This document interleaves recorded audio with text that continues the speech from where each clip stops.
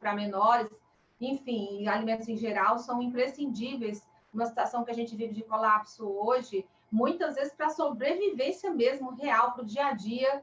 Já tem a pressão da pandemia, já tem a pressão muito grande do momento todo que a gente vive no mundo e no Brasil.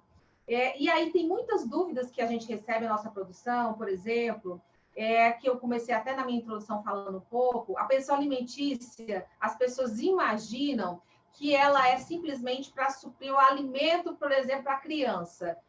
Como é que a senhora descreve a destinação exata que é devida para a pensão alimentícia? Muito bem, Virgínia. A pensão alimentícia é um instituto que, apesar do nome ser pensão alimentícia, ela não envolve somente o alimento, mas também as necessidades básicas de uma criança ou de um adolescente ou de quem vier a necessitar destes alimentos. Então, nós podemos incluir nestes alimentos o material escolar, as necessidades básicas, extraescolares, roupas, remédios, transporte e assim por diante, dentro de uma condição do status social daquela família. Em momentos como esse de pandemia, justifica ou em que casos é justificável, no momento que nós vivemos, o pedido, por exemplo, por parte de quem deve, seja o pai, seja a mãe também, que pode ocorrer, né? A redução do valor dos alimentos.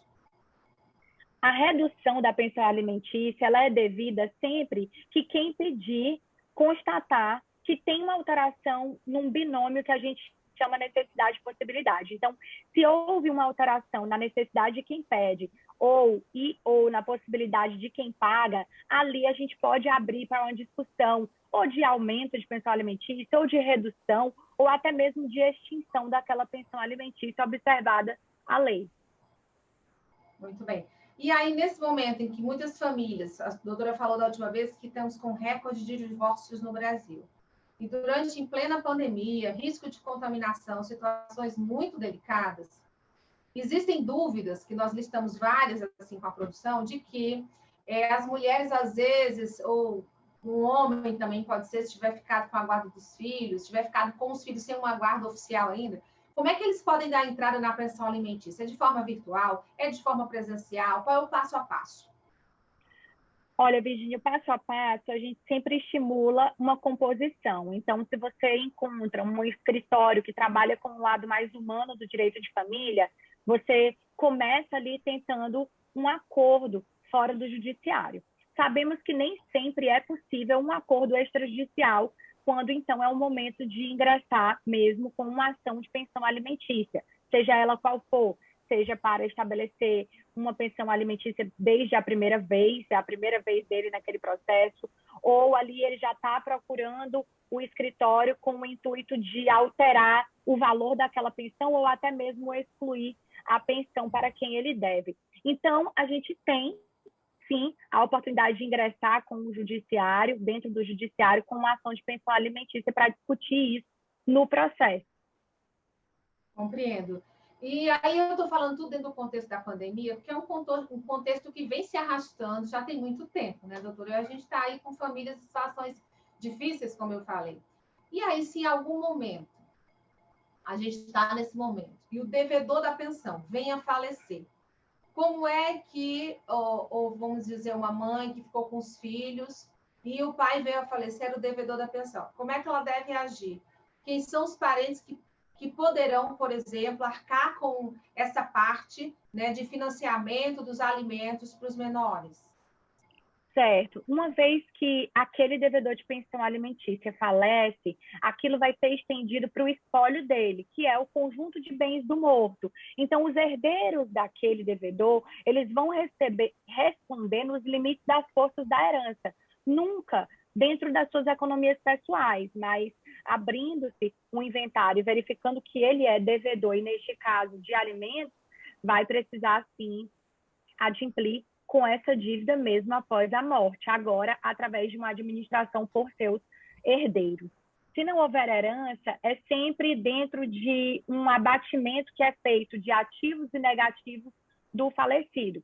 Se não houver a herança de maneira nenhuma, do ponto de que ele não tinha nenhuma maneira econômica de pagar, ali avaliando, você pode trabalhar com outras espécies de abatimento, como, por exemplo, a penhora, adjudicações, mas se este for um caso, Virgínia, em que nada realmente for encontrado, infelizmente, é um caso muito mais grave, porque é um caso parecido com aquele pai que está desempregado. Contudo, a pensão alimentícia não deixa de existir porque o pai está desempregado. Vai ter que fazer sempre um balanço e procurar preterir aquele que é o credor de alimentos. Então, temos que buscar, de todas as formas possíveis, uma forma melhor de adimplir com essa condição.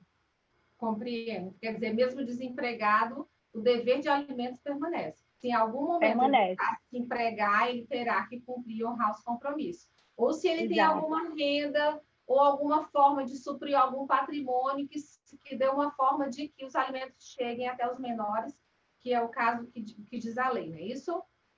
Exatamente, através de prestações alternativas. E isso tem acontecido bastante na pandemia, Virgínia.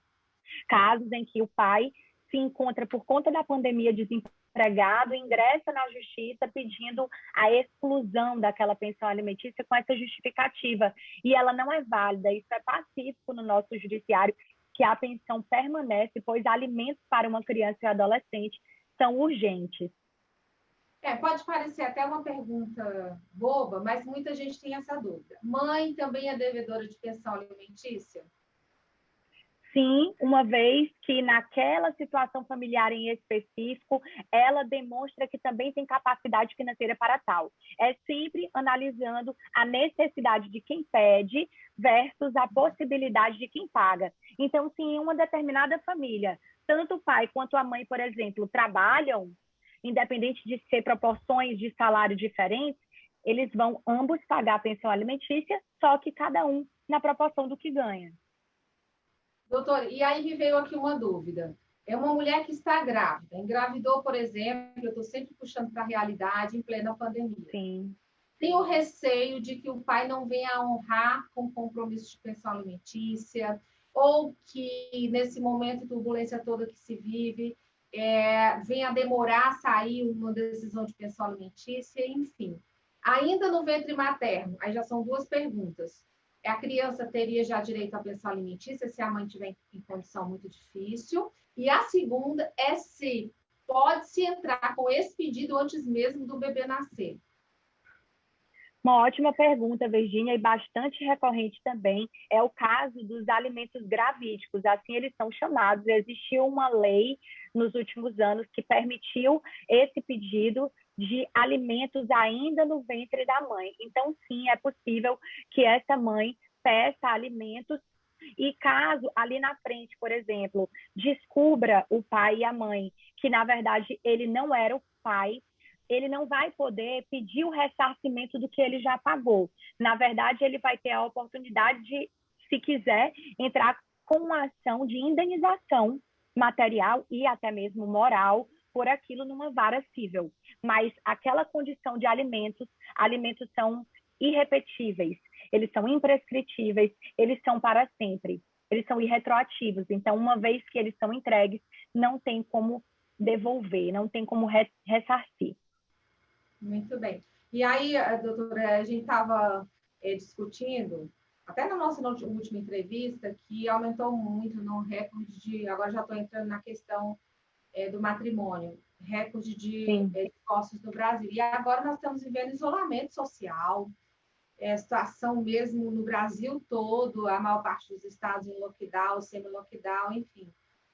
Como é que as pessoas que estão acompanhando gente de negócios, as famílias, seja em qual posição, mulheres idosas, mulheres sob ameaça, questão da violência doméstica, mães, mulheres jovens, como é que elas podem se dirigir à justiça ou pedir socorro junto à Defensoria Pública, os canais de comunicação, o ingresso virtual, enfim, tudo isso? Certo, a pandemia ela vem à tona, ela continua sensibilizando os laços familiares, Virgínia, e por isso todos os canais, os órgãos judiciários e até os escritórios de advocacia que são essenciais à justiça, eles vão para as redes sociais. Hoje, todos nós estamos dentro dessa facilitação da tecnologia, o judiciário entra com um direito totalmente digitalizado, oportunizando, então, para as pessoas uma facilidade de acesso, porque esse é o objetivo do judiciário, facilitar o acesso para as pessoas. O princípio do livre acesso do judiciário. Então, a Defensoria Pública, ela mantém constantemente ativos os seus canais de atendimento, quem precisar e for enquadrado numa situação de ser cliente de uma defensoria pública, ou também você pode procurar um escritório de advocacia, um advogado qualificado, especializado na sua demanda. Muito bem. Acredito que a Delegacia da Mulher também tem um plantão, né? E também os canais... Exatamente. Inclusive, Virgínia, com relação à Delegacia da Mulher, é muito importante lembrar que existe uma patrulha específica aqui no nosso estado, que se chama Patrulha Maria da Penha. Então, a mulher, que muitas, infelizmente, num número do ano passado para cá, aumentou a questão da violência doméstica dentro da família, muito mais, na maioria das vezes, praticada pelo companheiro ou pelo marido. Então, se essa mulher ela está numa condição de vulnerabilidade dessa, ela pode se valer ali buscando o canal da Patrulha da Maria da Penha, buscando a Delegacia Especializada da Mulher. Acho que ficou bem esclarecedor, porque é um momento que a população precisa realmente de apoio, né? E as pessoas precisam ser esclarecidas. As questões econômicas, elas afetam diretamente as famílias. Então, a gente, negócios, está aqui discutindo esses temas que dizem respeito não só à economia, mas que afetam, né? O desenvolvimento de empresas, de negócios, das famílias, a saúde